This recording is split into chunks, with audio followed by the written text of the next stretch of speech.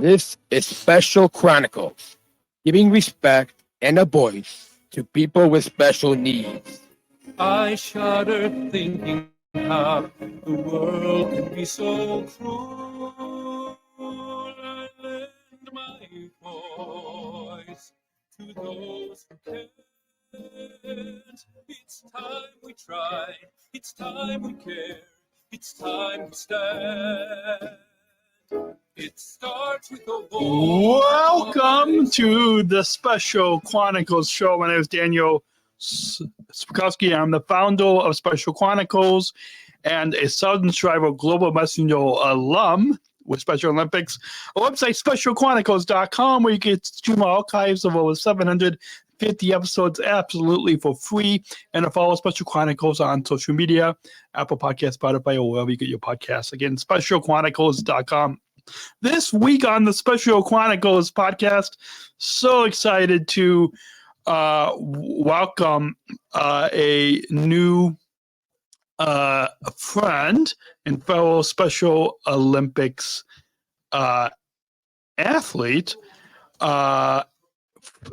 who is also from Special Olympics North America, and is Wyatt. Wyatt is an athlete leader from Special Olympics Nebraska, and the newly selected Sargent Shriver Global Messenger from 2024 to 2027 joins us this week as a fellow podcast host to talk about his journey to this elite athlete leadership role. Please put your virtual hands together as we welcome Wyatt to the Special Chronicles podcast. Welcome, Wyatt. Thank you for having me. Thank you. Awesome. And I'll just imagine our audience, I mean, you as you go out and speak as an SSGM, you get used to that applause. Thank you. Yeah, that was cool. But it's good to have you on the program. I just want to thank my mentor, Karen, for dropping me a text saying you should have Wyatt on, who is a fellow podcast host. So it's good to get connected with you. If Brandon from SOI is listening, it's a little bit ahead of the connecting. Yeah. But it's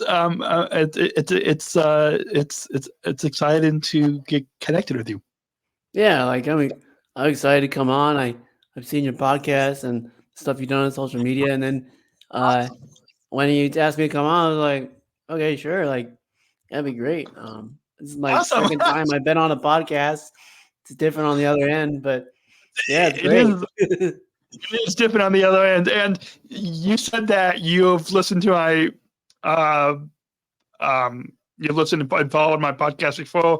I probably shouldn't be surprised now, 15 years later, that that other athletes have followed and listened. But for listeners, why don't we share share with the listeners how we got connected, and just to let them know, as an SSGM alum, I am our class. We are your predecessors in the Sargent Shriver Global Messenger role. So share with us how we got connected, and then what disability you were diagnosed with. Yeah, so we got connected through people in the Special Olympics International, community, I'd say. And I've seen like your face on the Special Olympics International website, and so that's when I didn't know who you were, obviously, but I was like, I've seen that guy before, but where? I was like, it's like, oh right, the internet. I've seen him on the page, and so I've just kind of known you from that. And then people like, I think when I went to Capitol Hill Day this year to speak to senators about Special Olympics, some people mentioned your name to me, and I was like, oh, okay, cool. I think it rings a bell, but I like, I was like, I could remember your name, but couldn't put a face to it.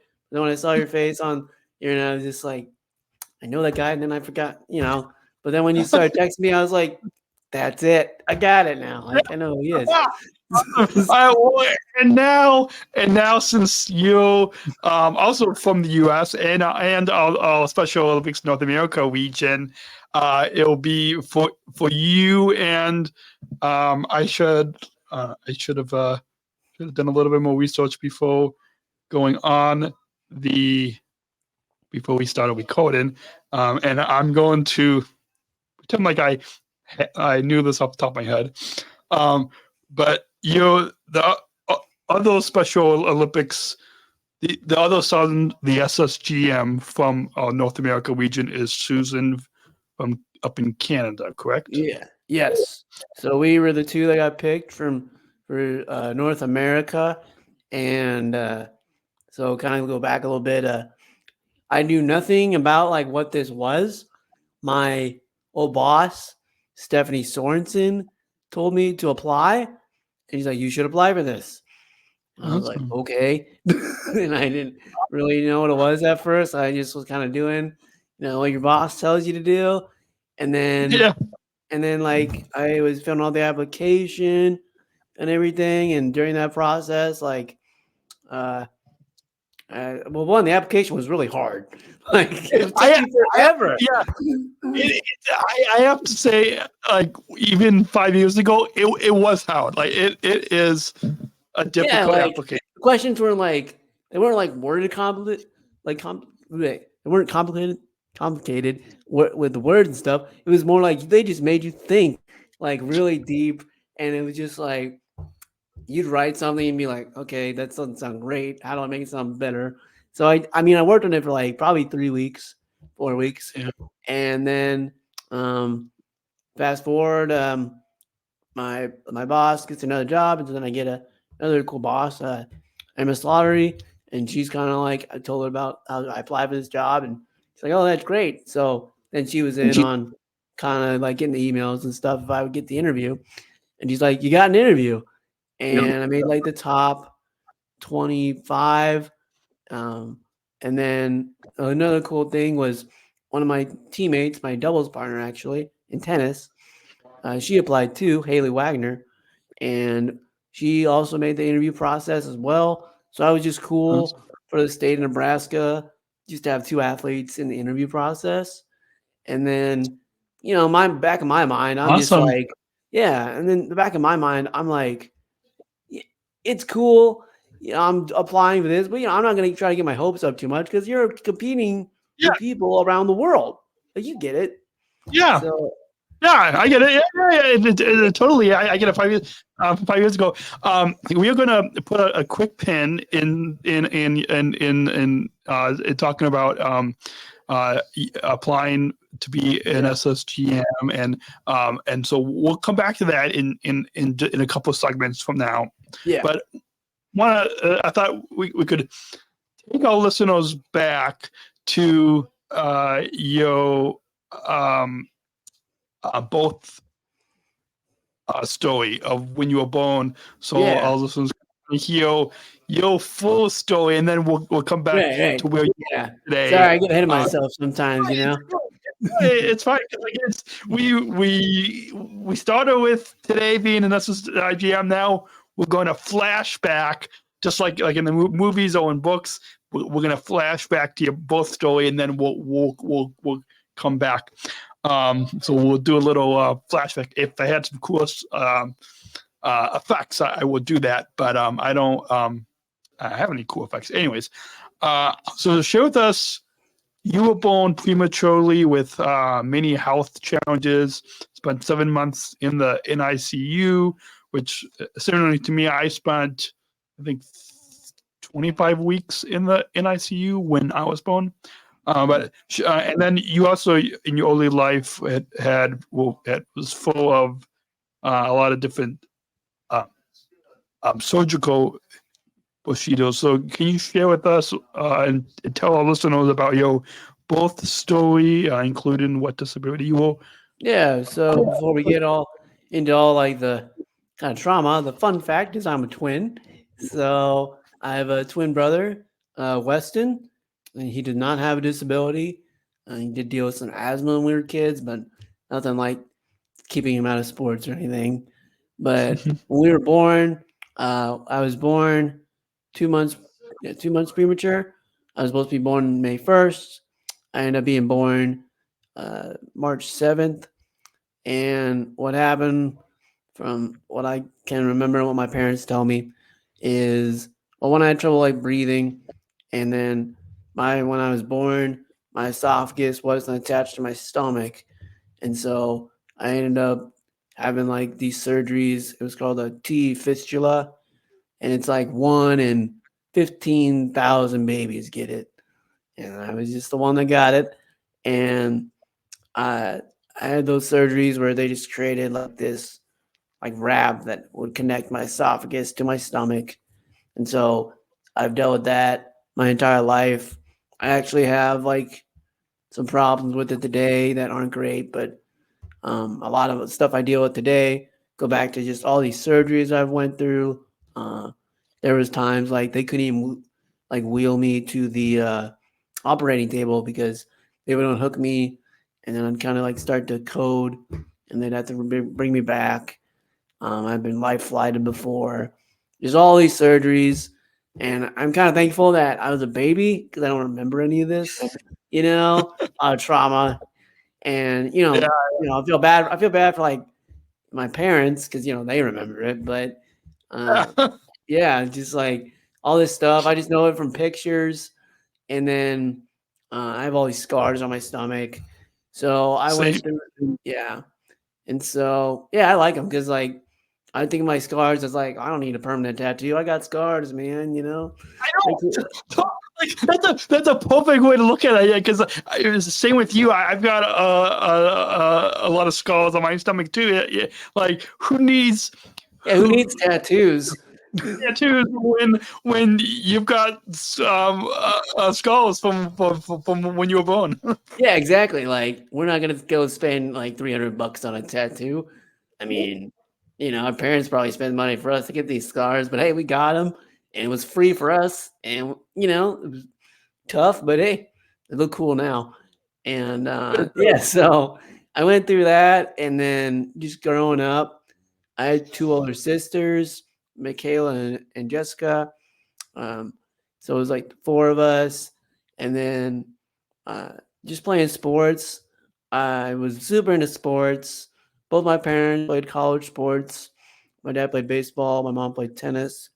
And then when I was like in, I'd say like fifth grade, that's when I kind of like couldn't be involved in sports much anymore because my disability that I have is cerebral palsy, and I got that at birth. Well, a couple of days after, or sometime after, because I went through all those surgeries, had a brain bleed on the left side of my brain, and then got cerebral palsy. So cerebral palsy is my disability, and then I always like struggled with sports. School was hard. I struggled at reading, even though as I got older, I tried to get better at reading. And then, like, obviously, like, I go to school and work hard in school so I can play sports. Well, it's hard when your parents all of a sudden kind of pull you out of sports because it's unsafe for you to go out for the sixth grade basketball team because you get hurt. And so that was like really tough. I had like this really gut wrenching or several gut wrenching conversations with my dad about why I couldn't go out for sports and all that. So like for a year, I just went to the basketball gym at the YMCA and played basketball by myself. Maybe play a pickup game. My brother and I would find guys to play 2-on-2 against. And I was a manager for Weston's teams, but I didn't have a team where I played on. So then I get involved in Special Olympics in seventh grade, and it's all history from there. My Awesome. coach. Awesome. Oh yeah, go ahead. Awesome. Oh yeah, no, awesome. Yeah, awesome. We'll get into much more of your story with Special Olympics, but yeah, I also play basketball as well. Nice. Let's circle back, and maybe we'll have to, just similarly we did with Grace, another SSGM in your class from New Zealand. We did a lot of winks at Brandon, so maybe we'll have to do a wink. Yeah. We'll we'll have to wink at Brandon that it'd be fun if we could play basketball together, or, Yes. or maybe even do a live podcast together. Yeah. So yeah, That'd be so maybe great. yeah. So let's just kind of drop that little hint to Brandon if you'll Yeah, Brandon, we know you're out there listening, so yes. Yeah. Brandon, if you're listening, Wyatt and I will love to play basketball together. We do a live podcast together as well. yeah. Cohen to SSGM and then the predecessor, so Yeah. from the previous class.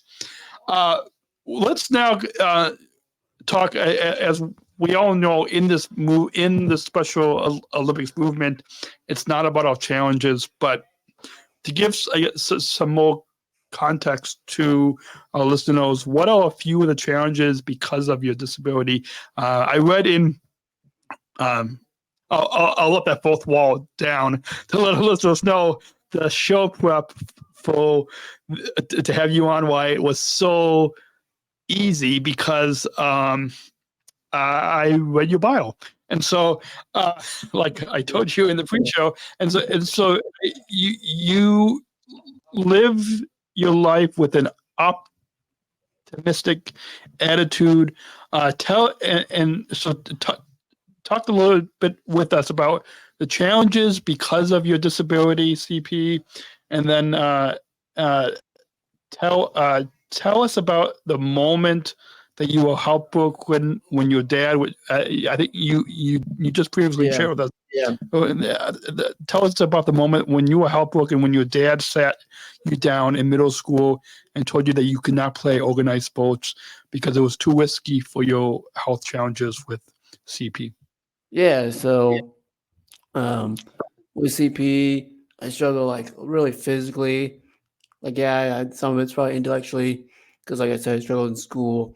But like physically, I'm not very strong, and I try to use everything with my left hand. My left hand does a lot of my work of what I do. My right hand, I try to like focus and like do stuff, but I can't like with my instincts, I can't just open a door. I have to like grab the knob with my right hand, tell myself like, all right, you got to turn it this way to open it, and then I kind of use my shoulder to open it too because just not strong enough. So it's like things like that, or like what really frustrates me on days when I can't open like a little baggie or like a little candy bar or something. Like it's just too hard to open because my fingers aren't that strong, and I think maybe I have some CP in my left hand, but not much because my fingers are pretty weak. And it's just like doing like the simple things like that is frustrating because you just like, I should be able to open this, but I can't. And then I wear like inserts on my feet. My right foot kind of sticks out like the opposite direction, like to the right. And then I wear like this thing called a walk aid. And what that is, it's like a cuff, and it's like got these electro pads on it, and it gives you a little shock, and it lifts your foot up because like the place on your leg where the nerves are to lift your foot up, like we're dead in there because of my CP. And so I've been wearing this cuff for like over 10 years. And so that's been really helpful. But before that, I had to wear like braces and stuff. So walking and running, you can tell I walk and run with kind of a limp. So that's tough. And because it's a physical disability, like standing for long periods of time, even playing sports, like I just get this like soreness in my legs and this like burning feeling sometimes in my feet, and it has to do with your cerebral palsy. It just it kind of affects me, like I said, physically. And so like when I do anything like physically active, so anything that's not sitting down, it just really, I can really feel it in my body. So I try to stay healthy as much as I can. That's probably stuff I do well and stuff I could do better, but just don't want to sometimes, Yeah. So, Yeah. but yeah, so cerebral palsy really kind of drains you. It's hard to explain. Like when I talk to people that have cerebral palsy, they get what I'm talking about, but there's this like tiredness to it. You're just tired. at the end of the day, like everyone else, but it's like a different kind of physically. Like you use like I think I read you use 10 times more energy than somebody that doesn't have cerebral palsy. So like I'd go to school as a kid, and then I'd come home and my brother and sister would go out to play, and I would just go home and watch TV because I'd be exhausted from school all day and sitting and walking around and trying to just do what kids do. And then as an adult now, going to work. I used to work in retail a lot, so the standing of it would make me like pretty tired at the end of the day.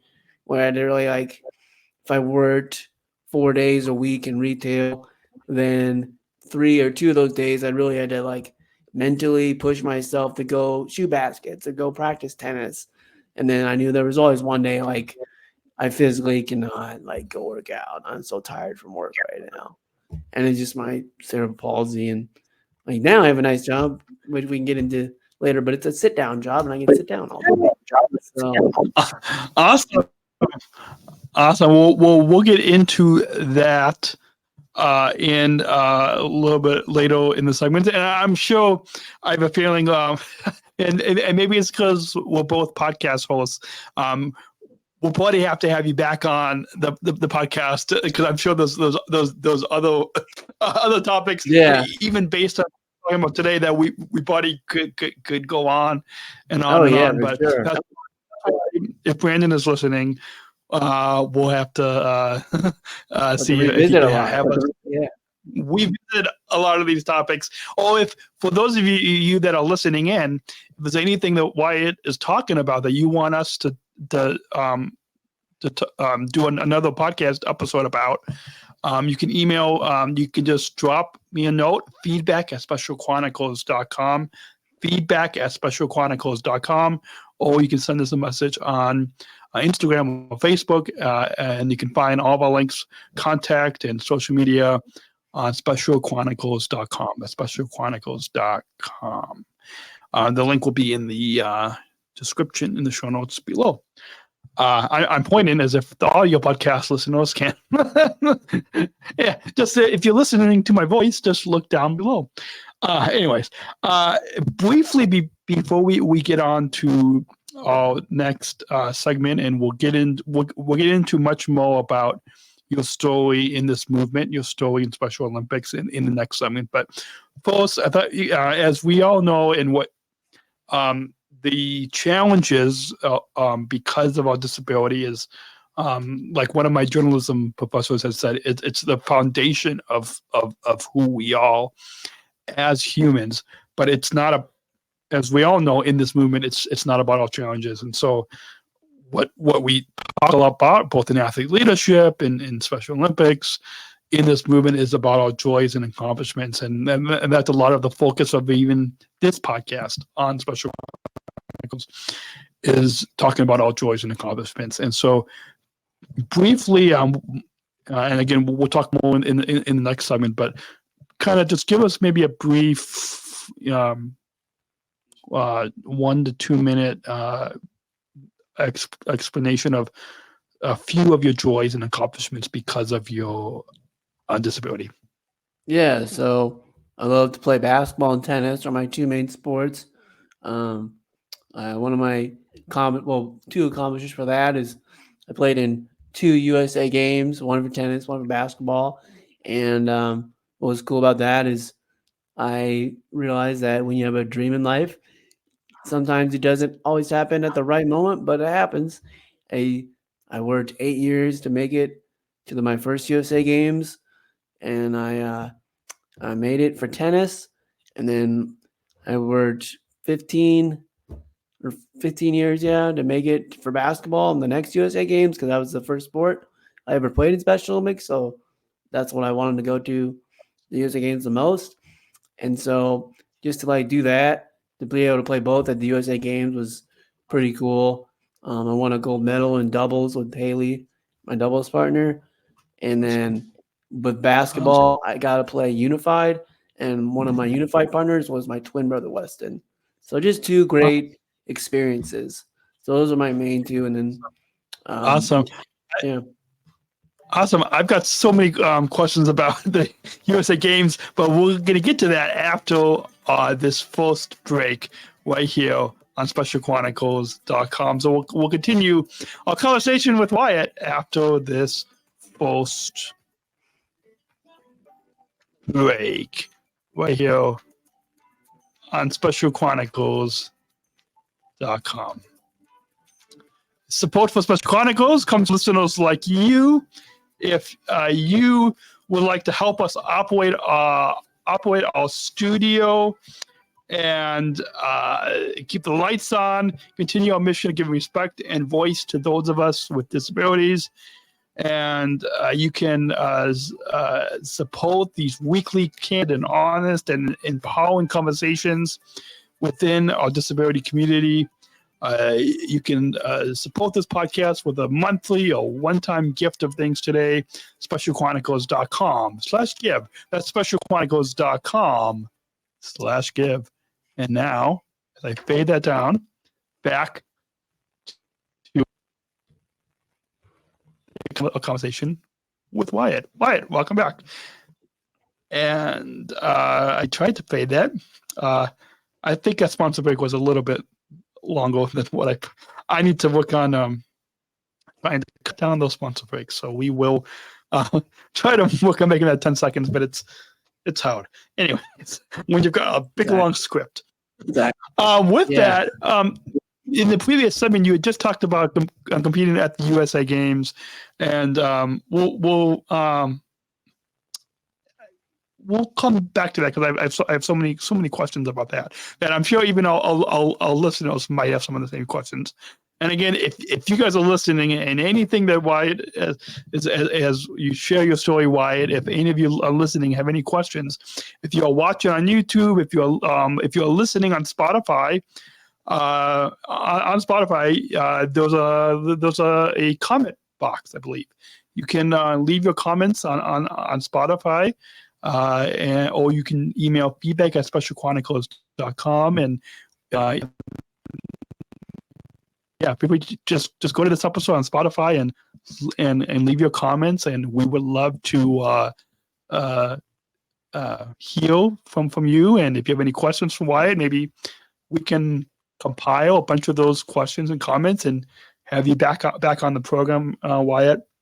But you mentioned a little bit how you guys got involved in Special Olympics and this movement. Why don't you, I think my video, there we go. Why don't you share with our listeners, Wyatt, how you got started in our Special Olympics movement as an athlete, that hope that you had, that you shared in the previous segment, had turned you into competing in basketball and tennis. Just like you, I also competed in basketball. My team, the beginning of this month, we're taping this in February. My team got first place. I think over 2 games, I scored 18 points at the beginning. Nice. And so share with us how you got started in Special Olympics and as an athlete, and kind of a little bit more of that. Yeah, so like I said, I couldn't play sports anymore on my brother's teams. So my parents were trying to find me a league to play in, and they got in contact with the Special Olympics in Fremont, Nebraska, where I'm from and grew up. And my coach, Corey Piercy, told him I'll bring him down. Like, we'd love to have him. And so I'm like 13, go to my first basketball practice. And, like when you're 13, you're used to like playing with people your age. I go there and it's like teenagers, like high school kids, and, people that are 30, 40 years old. And I'm just this 13-year-old that's like, looks like he's 11 or 10 because I'm like that small. And yeah, it was quite an eye opener, but I loved it. Like, I was good at, the only 2 things I was really good when I first started at was ball handling, and then I could pass. And so shooting I had to work on, but I just remember starting with basketball with Corey, and then I did track too. And then like I think the next spring. So yeah, 2009, I started playing tennis, and then I fell in love with that, and it just went off from there. I do tennis, like basketball and tennis, like I said, but football is kind of the other main sport I do. So those three are the ones I do, like I stick with, and then I'll switch back. Like I just started softball last year. That was super fun, and I might do. I think I'm going to track this year. So yeah, I just started with Fremont. Played with them for 15 years. It's a great experience. And then when I got to college age, that's when we started playing unified, having a unified team instead of playing traditional. And that's when my brother started playing. And my brother was actually my coach in high school when we had a traditional team. So I got my brother to be our head coach, and then our best friend Kenny, who's my just say the spoiler, he's my mentor for this SMGM or Sergeant Shriver, Global Messenger, and he's Yo, he's my yo, mentor. No, my yo, Kenny is my Kenny, your friend. your friend. Awesome. Yeah, Kenny, my friend. So he's our best friend, and he was our assistant coach. So for the first 2 years, they just came to watch me play in middle school, and then freshman year, I just told Wes, I was like, "You're gonna coach my team." And I was like, he's like, "I am." Like, yeah, because we need someone that actually plays high school basketball right now. So you're gonna be my coach because I'm the manager of your team, and so you're gonna help out with my team. And then Kenny, it's sophomore year, and the next year, we just kind of like convinced him, yeah, and we convinced Kenny to go out. Like, Kenny, just do it; it'll be fun. Yeah. And he loved it. So that was fun to have them as coaches, and then they transferred from coaching to playing with Unified, and been taking off ever since with basketball, football. I've played Unified tennis with my sister Jessica a couple times. So yeah, it's been really great. Awesome. Yeah, it sounds like a lot of fun. I've only done traditional sports, not unified sports yet. But yeah, it sounds like a lot of fun, and I'm sure the unified sports really shows people how you're able to play on the same team with others who don't have disabilities. Now this is the point, and I'm adding this to the show notes because I have so many questions about at the end of the first segment. You talked about going to the USA Games. I myself and a few of the other SSGMs from your previous class, we were at the USA Games in Orlando in 2022. Which USA Games have you competed in? What sports did you compete in those? And tell us a little bit about that. What that experience was like to compete on the national level. Yeah. Excuse me.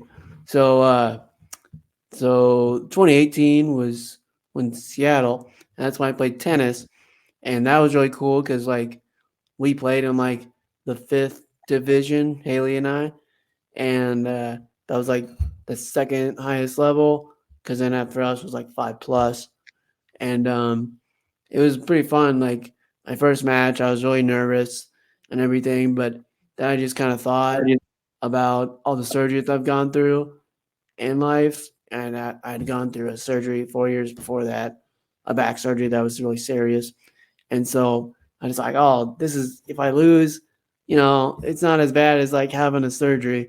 So I just like kind of calmed me down, and it was like just a dream come true to make it to my first one because I thought I was going to make it to 2014 when it was in New Jersey, but I had this major back fusion surgery. I had scoliosis like extremely bad, and I couldn't go.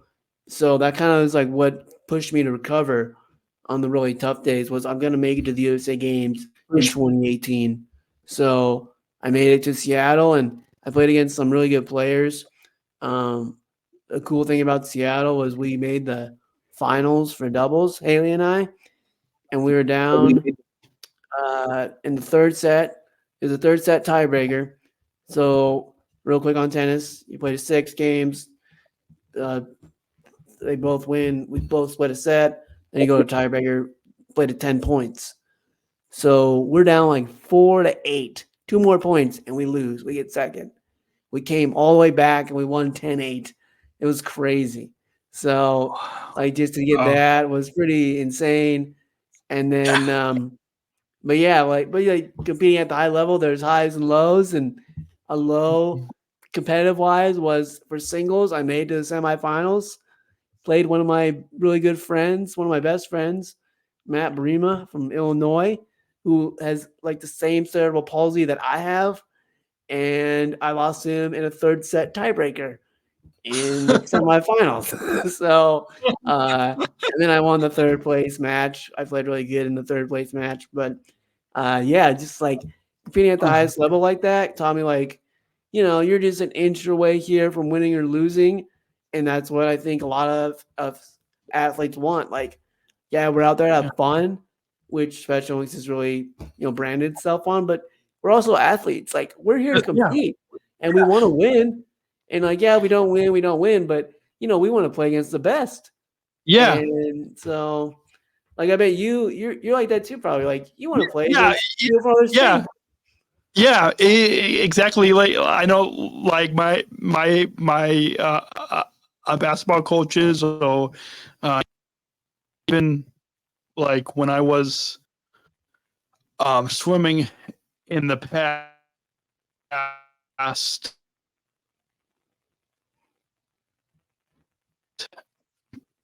hopefully not forcing that much. What I'm trying, there you go. Okay. Yep. We're back. So what I was saying was, like my basketball coaches say that yes, it's having fun, but like what you're saying, we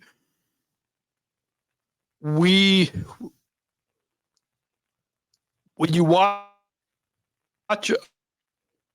we get into the competition. We get into the game, and we'll having fun, but like we're competitive. We're competitive. Like people like it gets heated, but it doesn't get heated to like a bad point. It's just like, you're just playing intensely. It's like, oh, someone falls down on a basketball drive, or guys are fighting over a loose ball. It's just like, because we're athletes, just like high school or college athletes. Like, or even the professional athletes as well. We're competitive. Yes, we have fun. Yes, there's the athlete oath, let me win, but if I cannot win, let me be brave in the attempt.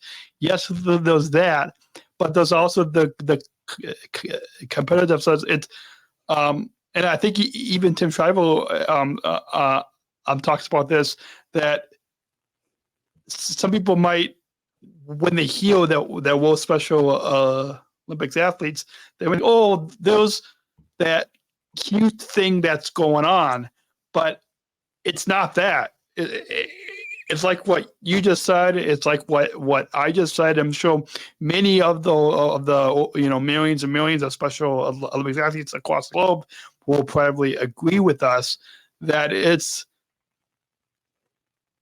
this movement, this competition that we play throughout the whole year. It's not this cute thing. It's this actual sports thing. Sports thing. Yeah, it's just like like we're called Special Olympics, and it's nice to say like, oh, that's a special athlete. Like they're like, that's good. Like you hear that all the time in the pros. Oh, that guy's special. He's really good. But like with us, I think people sometimes overuse it, and it's like they think of us as special as like it's cute, but it's like no, like we're actually like good athletes, and I think we need to start saying this like we're capable. We're capable athletes.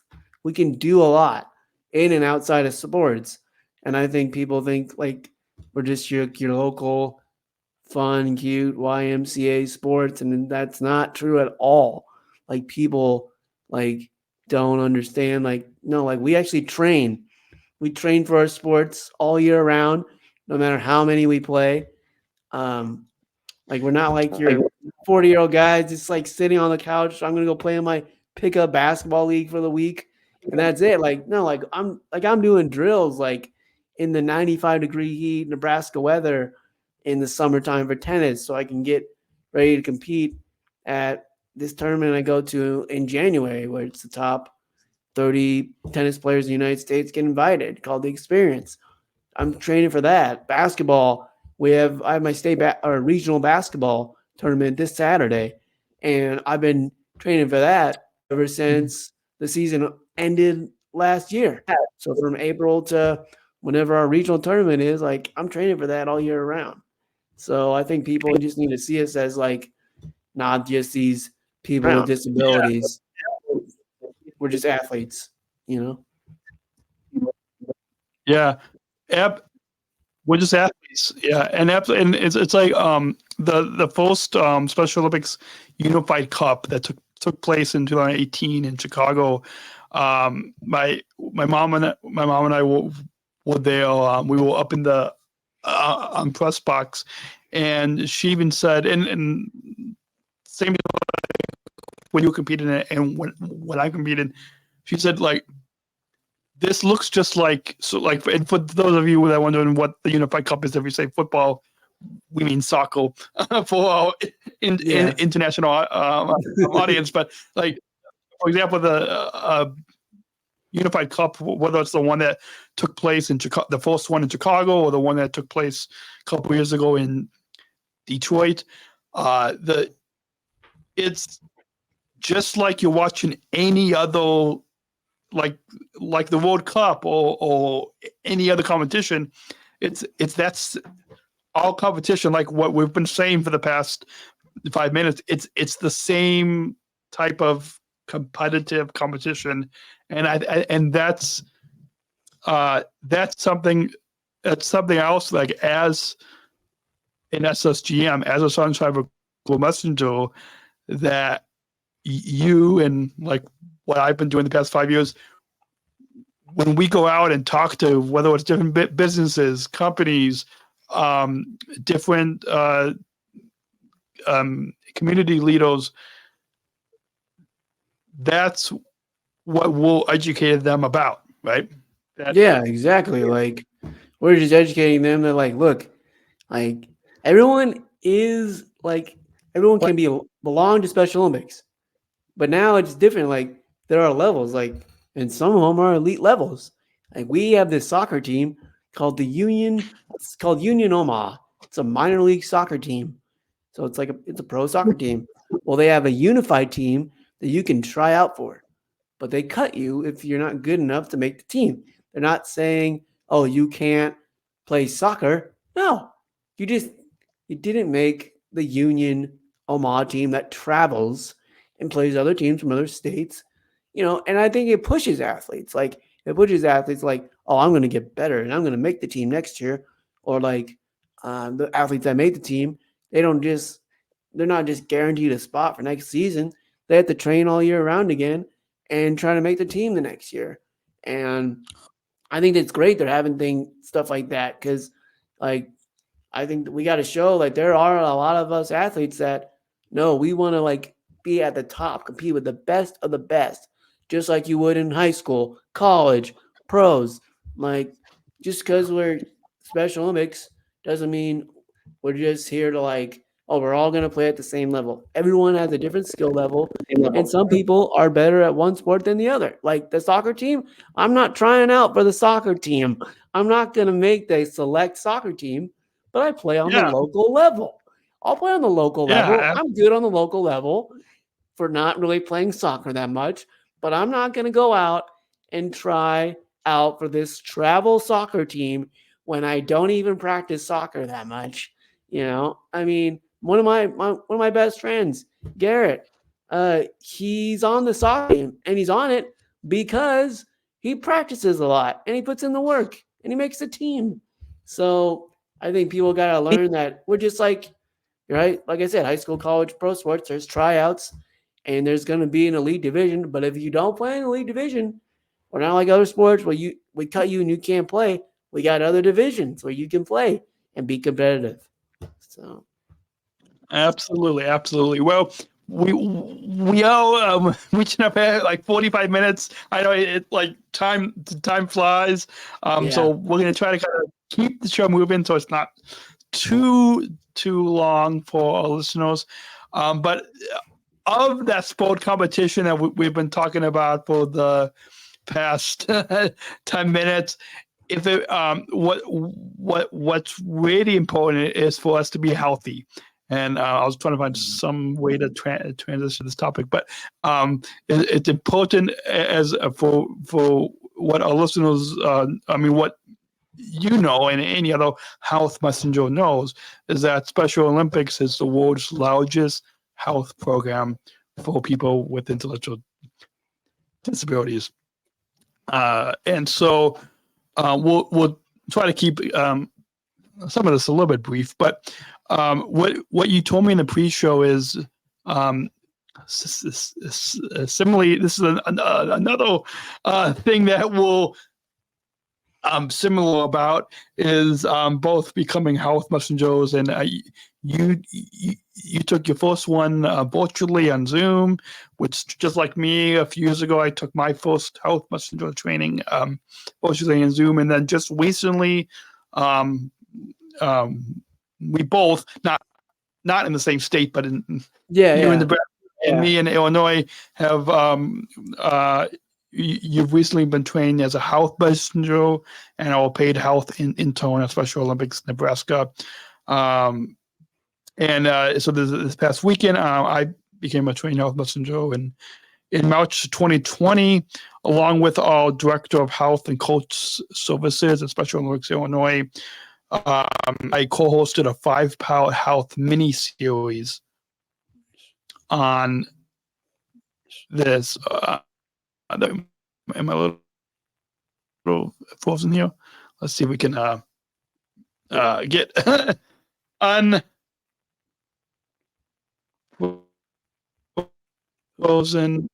There we go. Let's see. There we go. Okay. Back. Back. So what I was saying was that in March of 2020, when the COVID-19 pandemic started, I co-hosted a 5-part health mini-series on this podcast.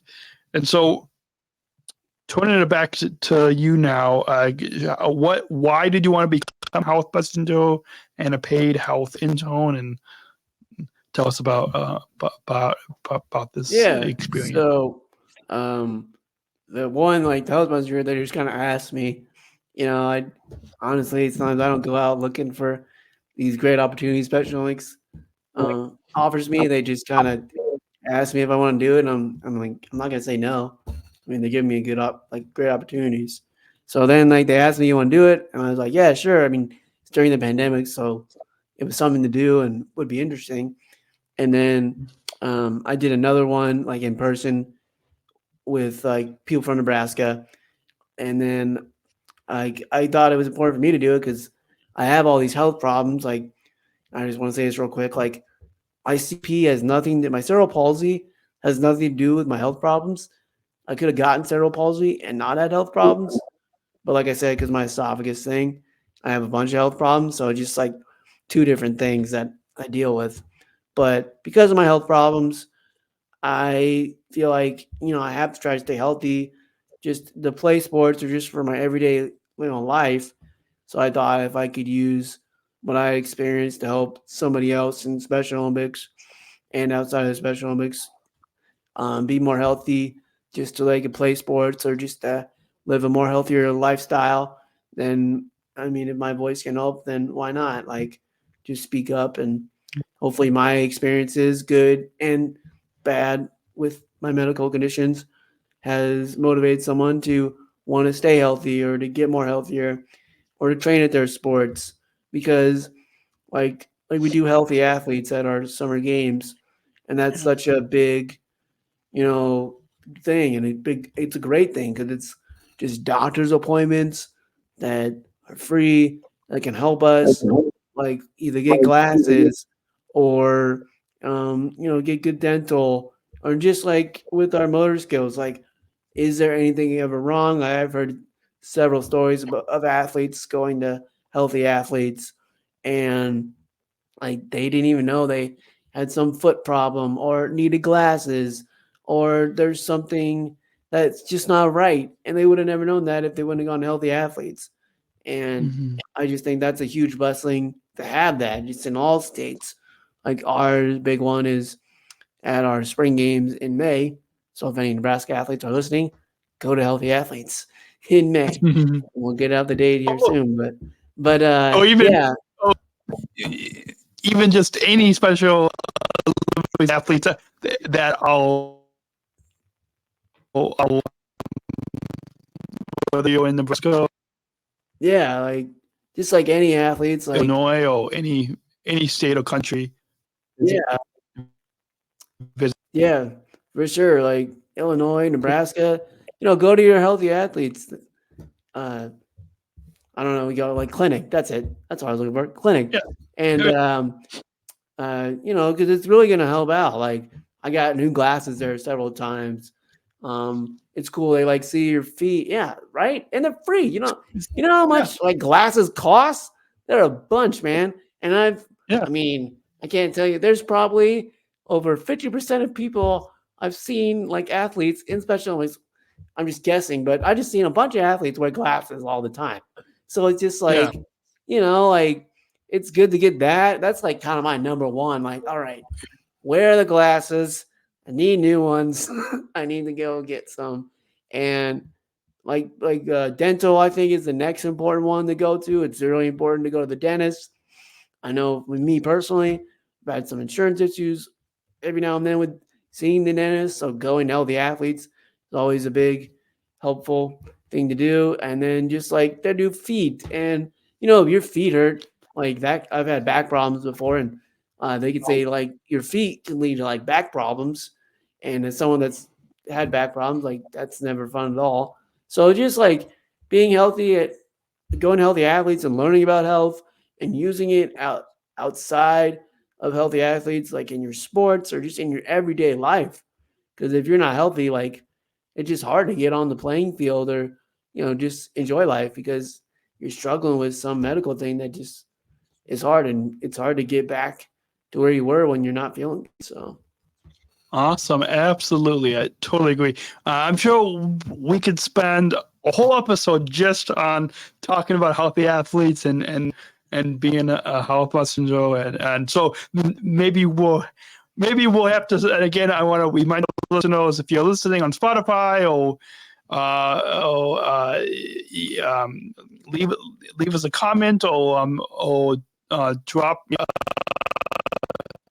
a note, feedback at specialchronicles.com, feedback at specialchronicles.com, or go over to Spotify and drop us a comment and let us know if there's any topics that you want to have Wyatt come back on the podcast. And I'm sure Wyatt, if any of our listeners want you to come back on the podcast, I'm sure we can talk more about some of these topics. Sure.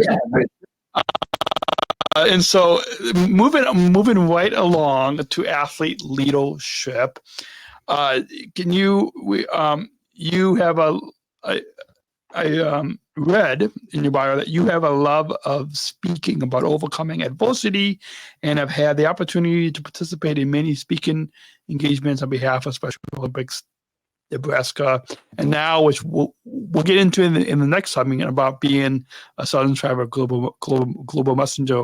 And so now you're speaking, your athlete leadership is going to be taken to the global stage. But thinking back on, can you tell us when you got involved in athlete leadership and how and why that you wanted to get involved in athlete leadership? Yeah, so I thought it was a good way to give back to the Special Olympics for everything they do for us. And then kind of like back to my story, I found out the months go along and it's like right before Christmas, and I'm talking to my boss or my supervisor, Emma, and like my parents came to the office because I went from being a Special Olympic intern to Now I'm a program associate for Yeah. Special Olympics Nebraska, so I'm a part-time employee now, not an intern anymore. So I walked into like the conference room, and I see something on the screen, and I'm like, "This might be what I think it is." Because I just remember on the form you fill out, like, we'll let you know the week before Christmas, and I was just like, "Wow, this might be it." I kind of assumed that's what it was, but didn't want to get my hopes up.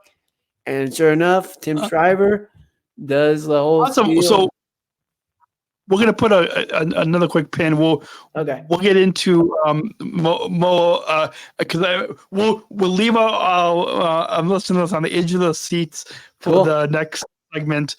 So for those of you who listen, keep listening because you do not want to miss hearing about Wyatt's reaction to being a SSGM. And we're gonna move quickly on, and just because I'm looking at the recording clock here, and we are at about 56 minutes, so we're gonna move on. I hate to rush any part of your story, but becoming a podcast host, similarly to you, I've been podcasting for 15 years. 15 years now. How long have you been? I think it's been like, oh man, like probably, I think a year and a half, maybe, or close to a year and a half. Seems like longer, awesome. But awesome. yeah. So awesome. I've been doing that. Awesome. Yeah. So in addition to this weekly podcast, there's a couple other athletes that have podcasts on our network, on the Special Chronicles network, and so I've developed this into a platform. But coming back to you now, Wyatt, you won 2 podcasts with your best friend, another you were just telling me in the pre-show with your twin brother, and a 4th that you started with Special Olympics Nebraska to promote health and fitness. Can you share with the listeners what all? And I'm sure we could talk about podcasts. So a whole episode. This could be a whole. We could do like several. I'll be back on, man. I'll be back on. So. Yeah, so again, if Brandon is listening, now that Wyatt and I have got connected, we'll have you back on. So many more times throughout your term as an SSGM. But what are the titles of your podcast? Which I am now following and listening to one of them. But what are the titles of your podcast? Why did you want to get into podcasting? How has podcasting helped you in athlete leadership? And yeah. So I got into podcasting because I thought it could help me like show people what I was capable of, like getting a job, which worked. Now I work for Special Olympics. And so Be Unexpected is my first podcast with my best friend, Jake Burnside. Then the Special Olympic one I do for work, it's called Brave in the Attempt, where it's about health and just athletes and coaches. And then my one with my brother is just called the Spalding Brothers Show. And that's just talk with my brother about stuff we did growing up and what it was like for me with a disability growing up. So, it's kind of didn't think I'd run 3 podcasts, but it's been fun. And the one with my brother kind of came up out of the blue. I wish he would have told me he wanted to do it like a year and a half ago, but I think Jake was the better. I'm glad I did it with Jake first because he was more reliable on helping me, and it's gone really well with Jake. So, my brother one was just like, really? Like, now you're telling me after I'm running like 2? It's like, yeah, come on, man. It's like, all right. So, running 3, and I'll come back on. We get more into that another day, but it's been great. Awesome. Yeah. So we'll definitely have to have you back on, and we can definitely talk more about some more of the podcasts that you've done. What have you seen has been the impact of the 3 different podcasts that you have that you are hosting and co-hosting? What have you seen as the impact on the listeners? Yeah, so I think just making an impact, like it had an impact on someone's life. Like people always think about making an impact. You need to impact, 1,000 people. Like this SSGM, like I don't know, I haven't done it yet, but I hope I get to speak to 1,000 people someday with this Mhm. SSGM. But if you can impact one person, that's that's all you need to is you could impact one person's life, and then they could impact one, and then they impact one just is down the chain. And like the one I'll just go on the one I do with my friend Jake. We interview people from our hometown that made an impact on us or that made an impact in the community. And yeah, we have some famous people on there, some Nebraska football players and stuff like that. But I think it doesn't matter if somebody famous or just some local coach trying to make an impact in his players' lives.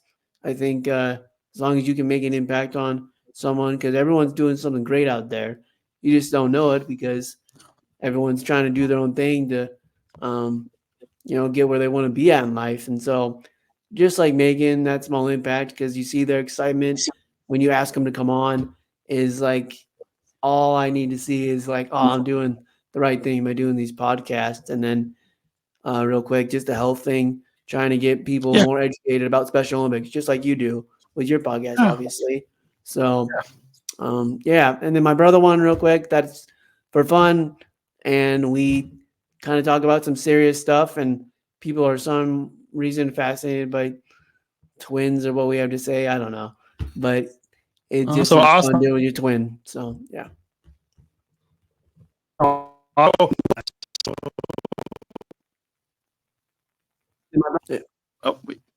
yeah. Oh, look, there we go. Yeah. There we go. You were saying? Yeah, just fun doing your twin, and I think like with my twin interviewing me, he can get stuff out of me that I didn't even know like I was thinking about, or something I say that I guess he says is really impactful. So that's kind of like really cool to see. So I think just in all the three podcasts, make an impact on people's lives, even whether it's a big stage or a small stage, it's still an impact and hopefully a positive impact. And then it's really helped me just boost my confidence in speaking, obviously, and getting to know people, good connections. And it definitely worked what I wanted. I was trying to get a good job, and that's how I got my job with Special Olympics Nebraska. Was they heard about my Be Unexpected podcast and wanted me to start one for them. So I was like, wow, it worked. So Awesome. yeah, Awesome. Yeah. It's amazing the opportunities that can come from the podcast.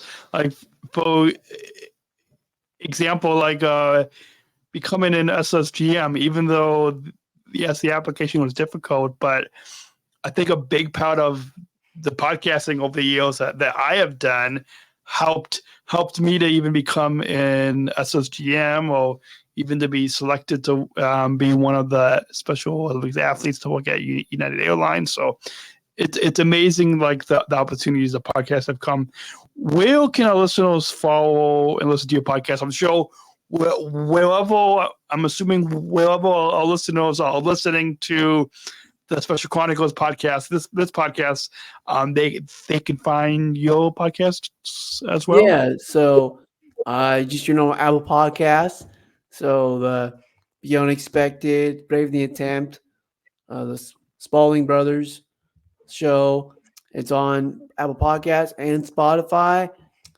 Be Unexpected. We have a YouTube channel. It's just at Be Unexpected YouTube channel. And then the Brave the Attempt one, it's on the Special Olympics Nebraska YouTube channel. So it's Sony at Sony Nebraska. And then the my one with my brother is just on my personal YouTube channel, Life with Wyatt Spalding. So I'll just say again, Be Unexpected YouTube channel, and then Special Olympics Nebraska. Just type in Special Olympics Nebraska YouTube channel, and then the My one with my brother is just my personal life with Wyatt Spalding. So, yeah, and then like, yeah, mostly like I said, just the normal platforms. So Awesome. So you'll have to off air. You'll have to send me links to yeah, your podcast and the YouTube channels. So I'll make sure. So wherever you're listening, if you guys are listening and you don't have time to write this all down, we'll make sure to put links in the show notes for this episode of the Special Chronicles podcast with Wyatt. So just look down wherever you're listening. Again, if you are driving or walking, don't look down now, but like look down when it's safe to look down. I have to say that. So hopefully, if all listeners are driving or whatever, we want you to be safe. With that. The Special Olympics Nebraska Hall of Fame. So in 2023, so last year, you were inducted into the Special Olympics Nebraska Hall of Fame. Can you tell us about this experience and your initial thoughts of getting this honor? yeah. So that's probably one of the people don't really know this, but that was probably one of the top moments of just my special career, getting into the Hall of Fame. One, I didn't even know there was a Hall of Fame. I found out like probably 2 or 3 weeks before I got selected from a meeting I was in at work. And so I was like, man, when I'm like 40 some years old, I hope I make it. And then just to make it this last year in 2023 was awesome. It was kind of funny. I actually didn't get to accept it because I got sick. And my siblings were like, well, that's kind of perfect because that's your adversity you've overcome. You've been sick all the time and yet had to come back and train and get back into shape and play special sports. So I still got the plaque when I got it and my work gave it to me at my job. It was really cool. And then I got to go into the Hall of Fame with one of my best friends, Haley Wagner, who is my doubles partner. She went into the Hall of Fame as well at the same time. So, and then just real quick, I think the real special thing that made it cool was that it said Fremont Special Olympics because I played with them for 15 years and they're what got me started. So it was really cool to have my hometown on there on that plaque. Awesome. And moving right along to hobbies outside of Special Olympics and podcasting. You from your bio, it's not that I'm psychic, but I've read your bio. Yeah, that's you love reading biographies on sports and crime, and you also love listening to podcasts, which just like you, I love listening to podcasts. I have probably too many podcasts that I am following to listen to in a week. Oh my God. Yeah, me too, man. I hate to unfollow, but like, I don't know, everything from comedy podcasts to Christian podcasts to family podcast to Special Olympics podcast. Like there's so many podcasts that I am following. But with that, can you, what are one or two of your favorite titles of biographies that you like to read? And then also, what are a few of the podcasts that if like, I mean, I use Apple Podcasts and Spotify to listen. So yeah, me too.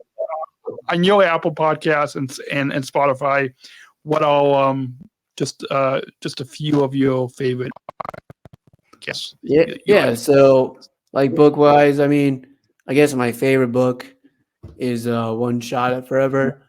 It's just about a small town team, actually in Illinois, baseball team, and they compete against schools like 3 times their size and make it far into the baseball state tournament with a coach that is like back in the 70s or something, but a coach is kind of like a hippie, and so it's pretty cool. And then so that's probably my favorite book. And then for podcasts, I really like the 3 and Out podcast. It's an NFL podcast. Listen to that. And then just anything college basketball is probably my favorite thing to watch. So I probably listen to like too many college basketball podcasts. They're all like the same topics, but I just want to hear everybody's opinion and takes. And then for crime wise, I just like crime documentaries, and I like real time stuff. I like military. I like reading about like what happened like in the military, like in the country. So yeah.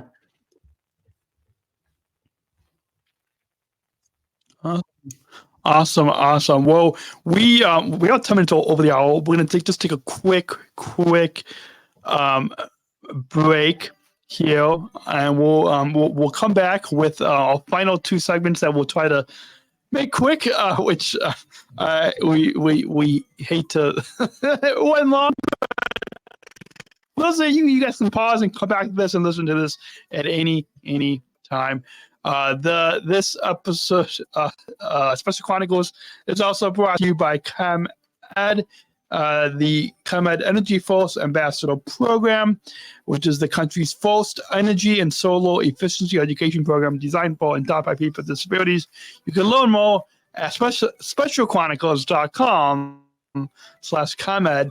That's specialchronicles.com/ComEd. And Special Chronicles is also brought to you by United Airlines Bridge Business Resource Group. Bridge is committed to being an ally for all employees and customers with disabilities. Bridge is keeping accessibility needs in mind and keeping key organizations to empower disability inclusion for employment and travel. Bridge connecting people of our abilities.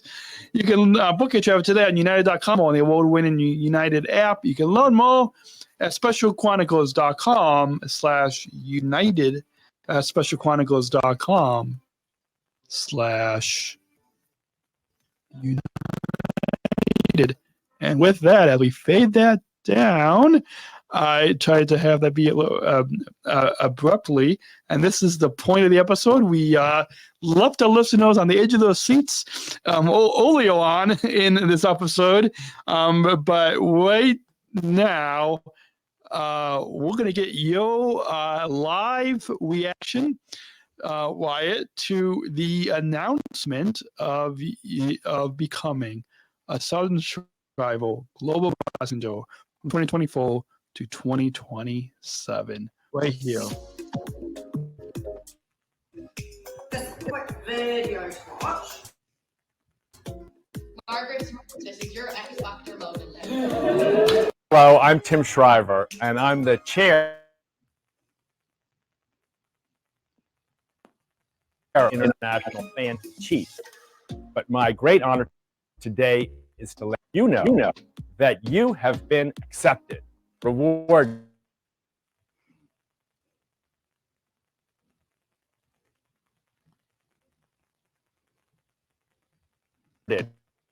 Welcome. Congratulations. Congratulations. You have won this award distinction because of your work, because of your determination, because of the power of your voice, because of the example you've set for other people who have joined together to say, we believe in you.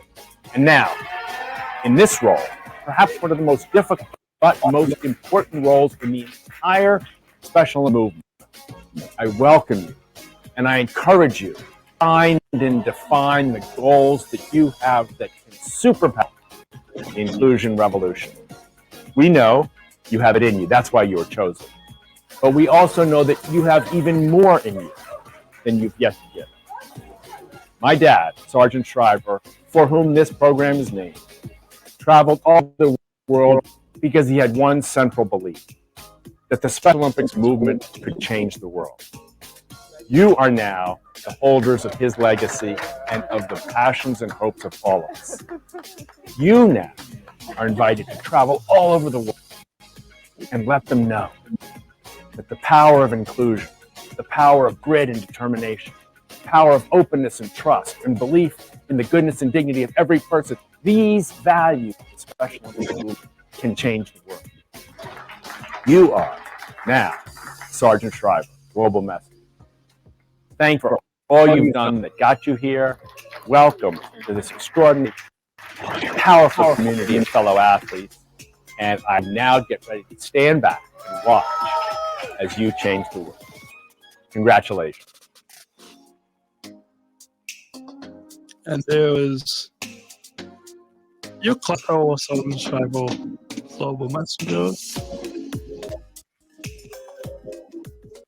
And we are going to try to come back here, Wyatt.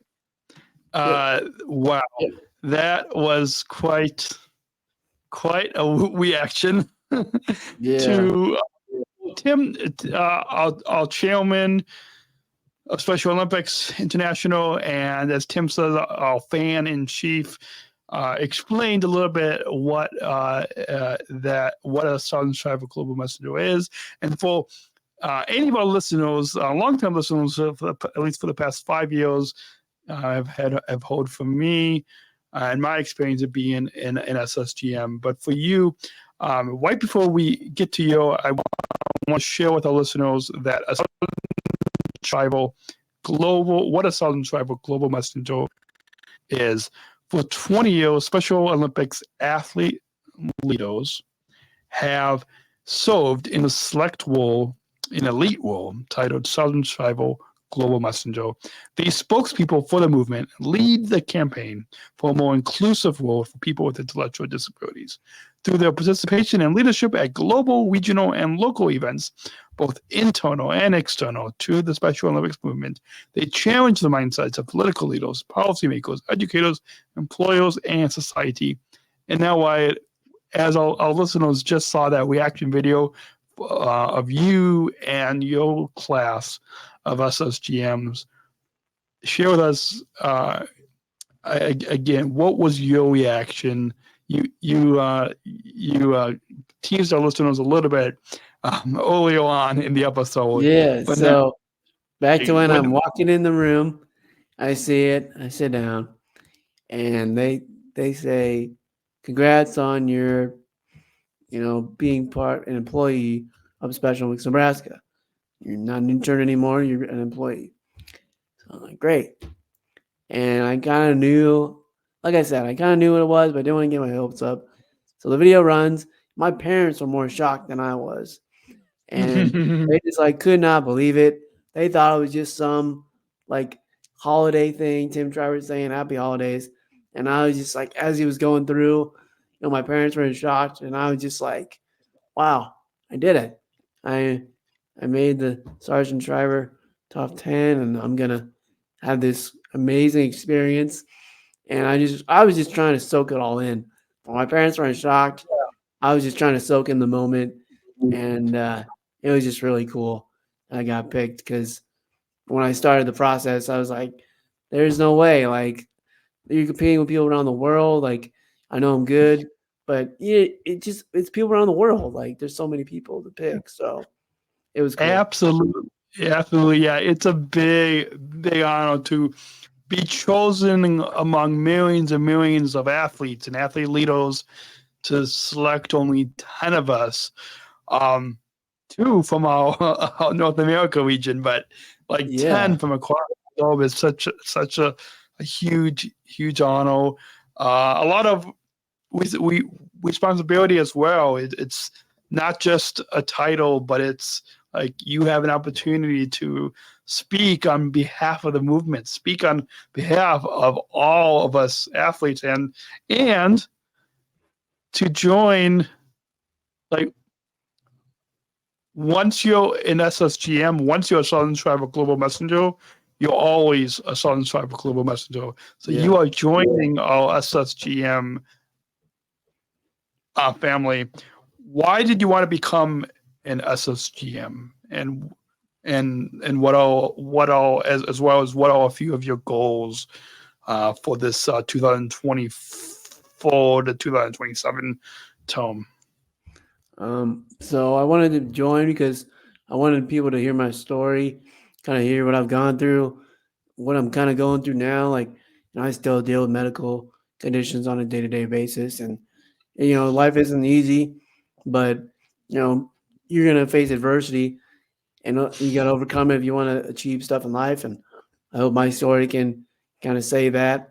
And I want to speak and be a huge voice for Special Olympics and make an impact on Special Olympics that people will remember. That's a good impact, and change Special Olympics, make it even better. Even though it's great now, but you can always improve. And I hope I'm a small or big part in how we can change Special Olympics now. So, and then I mean, just kind of like I said with the impact thing with my podcast, like whether it's podcast or impact, you want to leave a good impact on someone's life, that you helped them and you made somewhat of a difference. So I'm just hope I can represent the North America good and make a difference in people's lives for the better. And I think, like I told people, like it's my big break in speaking. Like I think I finally kind of got like on a big platform, so I got to go out and deliver. So yeah, and I'm sure you're going to do a great job. And as one of your predecessors, as an SSGM alum, I'm here to support you. And now that we've got each other's phone numbers and emails, you can reach out to me anytime, and I'll be happy to help you as well. What you just shared on the impact that you hope to make in your SSGM tome, I love that you said that that you hope to share with people in the community about the overcome that they too can overcome obstacles in life and go for their dreams, just like a lot of athletes have done. And I think that's a big message. That I'm sure when you speak to audiences across the globe, hundreds and thousands of audiences, that you'll be able to, similarly to what you have done in the past hour and 20 minutes, sharing your story on this podcast, how you've shared your story on your podcast. But yeah, it'll be an incredible to watch you on this global stage. When Special Olympics International had shared the reaction video that our listeners just watched a few moments ago, listened again if you're listening to the audio podcast, Tim Shriver, our chairman of Special Olympics and fan in chief, recently posted on his social media the announcement of your class. I don't know if you saw that, but Tim had a challenge for your SSGM class, and he challenges your class to push the transformation of inclusive sports and create a world where everyone, regardless of their ability, is accepted. Choose to include. Can you briefly comment? We've got just a few moments left. Can you comment on Tim's challenge for your class? Yeah, I think the challenge is like we need people to see Special Olympics as not just, oh, they're special, like they just play these sports so they can play and have fun. But we want them seeing like, oh, it's Special Olympics. It's a competitive sports organization, and these athletes, not kids, athletes are, working hard for in and off the playing field, and it's an organization where everybody can be involved. I hope Special Olympics is just like high school or college sports some days, or maybe I don't know how they would do it, but you have like a minor pro system. I don't know, like you send some tennis players to play at the U.S. Open, or have a select basketball traveling league, or just like any other sports organization. That's what we are. We're not just your local 1 to 2 years basketball tournament. We're a national international brand, and we're just like any other sports brand that is trying to better athletes, coaches, fans, volunteers. And the big thing about us is we include everybody. Everyone's invited. So I hope people just see us and give us respect on what we do, and just show us this respect that we give everyone else. And I can't wait to see it grow. Like, I really do think one day unified sports will just be another high school sport you sign up for. And that's what I Awesome. hope to make it do.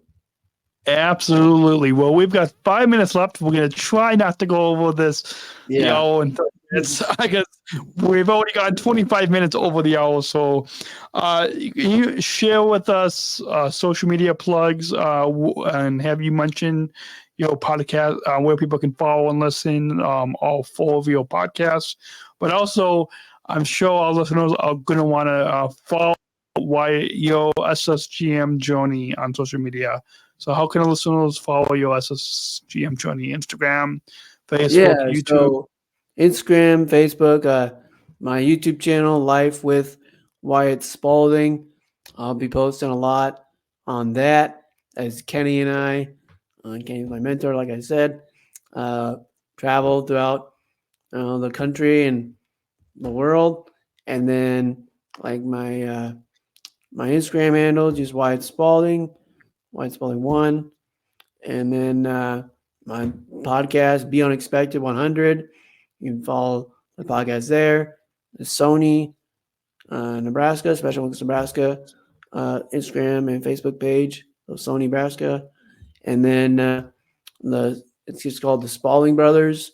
That's my podcast I do with my brother. So those are my social media handles. And just like I said, the main one with the SSGM is my Live with Wyatt Spalding YouTube channel. I'll be posting a lot of stuff on there with what Kenny and I will be doing. I'm going to try to film a lot of stuff, from waiting for our plane to who knows what we'll be doing, traveling the globe. So Kenny and I, and I'll probably label them Kenny and Wyatt do, whatever we're doing. So. Awesome. Well, speaking of that, when what I did was I kept a newsletter called Daniel's SSGM journal, and I had people. So I had my friends and family and people across the country and across the globe could enter their email and subscribe to my update. So similarly to what you're going to be doing with your YouTube channel. So if you can send me a link to your YouTube channel, I'll make sure for those of you listening, put that in the show notes so you all can subscribe to Wyatt's YouTube channel and keep updated with and follow his journey and his adventures. With that, before we get to the final question, it's been a blast the past hour and a half having you on the Special Chronicles podcast. I'm sure this won't be the last time. I'm sure you'll be a 2-time, 3-time, 4-time, 5-time guest. We're gonna do a lot together. We're gonna work a lot together. So yes, we're gonna definitely work a lot together. So again, if Brandon is listening in, come on, Brandon. Come on, Brandon. Yeah. Get the hint. Yeah, you get the hint. You get the hint. With that, I'm sure Brandon won't be surprised. But anyways, with that, do you have, before we get to the final question, do you have any final thoughts on your overall time here today on the Special Chronicles podcast? Yeah, I think you've done a great job. It's very organized, and you take some organization skills from you for sure, and just in life in general.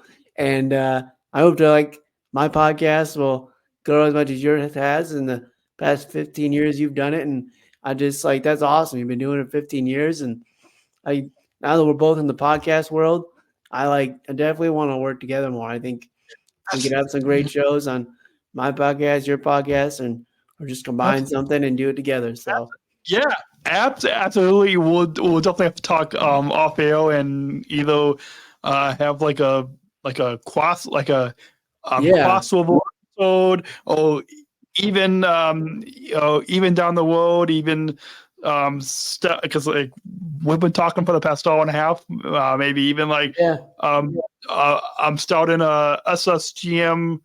Maybe we could even start a SSGM podcast. Yeah. Where we can host together. Yeah, that'd be sick. That'd be cool. Yeah. Awesome. So maybe we might want to talk to Brandon about that, but but yeah, I think that could be really cool. So with that, we've got a bumper. We're gonna go ahead and roll this bumper that will introduce the final question as we wrap up our time here today with Wyatt on the Special Chronicles. So let's. Oh wait, I have to pull up. I had a different. So many audio clips here. I'll make sure to play the white clip, but let's go ahead and roll that bumper. We're not just athletes. We are the ambassadors of an uprising. Peaceful protesters. In a rebellion against anyone who has a fear of difference. Difference. Our demands are Equality. Dignity. And the recognition of our shared humanity. We will not stop or accept anything less. Today, our world is More divided than ever. and coming together has never been more urgent. The revolution. Is inclusion. Find out more at jointherevolution.org. Ever since I attended the 2019 Special Olympics World Games in Abu Dhabi 5 years ago, I've been asking all of our guests one final question. And as you know, from participating in Unified Sports and being involved in this movement, and like what our chairman Tim Shriver talks about as well, inclusion and the inclusion revolution is a big part of this movement, and it's important. Inclusion is also important with the podcast that you do, and the podcast that I do as well. So we'll conclude. I think that this final question should leave our listeners with something to not just listen to your story, but to take into their own lives, take into their own communities, and learn from hearing your story. And so with that, what does inclusion mean to you? So inclusion means to me is you gave everybody a chance. Give them a shot. Doesn't matter what they look like, how big they are, how tall they are, where they come from. Give everybody a chance, because you don't know what everybody's capable of until you see it. And I think that is what inclusion means to me, is seeing what everybody's capable of, because everybody's capable of something. Absolutely. Well, that's a perfect way to wrap up this episode. I want to remind all of you listening in to support our Special Chronicles 2024 giving campaign. At Special Chronicles, this podcast and this podcasting platform on specialchronicles.com. We're trying to raise $15,000 to operate our studio, keep this microphone on, keep the technology plugged in, the lights on, our website hosted, podcast hosting, video hosting, all that. It's free for you to listen and watch, but it costs us money each month. So go to specialchronicles.com/give. That's specialchronicles.com and click on Give Now to support those podcasts with a monthly or one-time gift. And you can you can shop our merch still. We have merchandise. I'm not wearing it today, but Wyatt, and for all of you listening, if you go to specialchronicles.com/shop, the 60% of the profits, that's 60% of the profits will go back to support Special Chronicles. We have t-shirts, hoodies, coffee mugs, candles. Yeah, who would have known candles? But go to specialchronicles.com, click on shop, and you can shop our merchandise store, our Disabled Voices Matter line of merch. And with that, keep following the Special Chronicles podcast. New episodes drop every Monday. So go ahead, if you're not following yet already, go tap that follow button on Apple Podcasts, Spotify, subscribe to our YouTube channel, our newsletter, follow us on social media. You can find all those links on specialchronicles.com, as well as the stream, our archives, our this weekly podcast, the Georgia and Daniel Show podcast I do co-host with my girlfriend, and all original series. You can find all of that at specialchronicles.com. Click on listen, or click on watch if you would rather watch, if that's more of your thing. with that, thank you again, Wyatt. It has been a joy having you on. I'm sure we will be in touch. But both SSGM related stuff, but also podcasting as well. Yeah, thanks for having me on, Daniel. It's been great. Awesome. No problem. And have a great night, or if you're listening, have a great morning or afternoon or whatever time that you are listening or watching this episode. Until then, maybe we could say choose to include at the same time. And until then, remember to choose to include. Yep, that was okay. Thank you for listening to this episode of the Special Chronicles Podcast. Our podcast was produced by Daniel Smrokowski on the Special Chronicles Network. Follow Special Chronicles on Instagram, Facebook, Twitter, LinkedIn, and YouTube. Subscribe, rate, and review Special Chronicles on Apple Podcasts, Spotify, or wherever you listen to podcasts. Our website, specialchronicles.com, where you can stream our archives of over 500 episodes for free. Also, there's a list of our favorites, original series, award-winning columns, and blogs. And sign up for our newsletter to receive exclusive bonus content delivered to your inbox. Again, specialchronicles.com. Special Chronicles is hosted by Podbean Podcast Hosting. Our live streams are powered by StreamYard. Thanks, as always, to our business manager, Adam Smrokowski, who always encourages us to never give up. I'm Daniel Smrokowski, back next week with more stories. Special Chronicles, giving respect and a voice to people with special needs.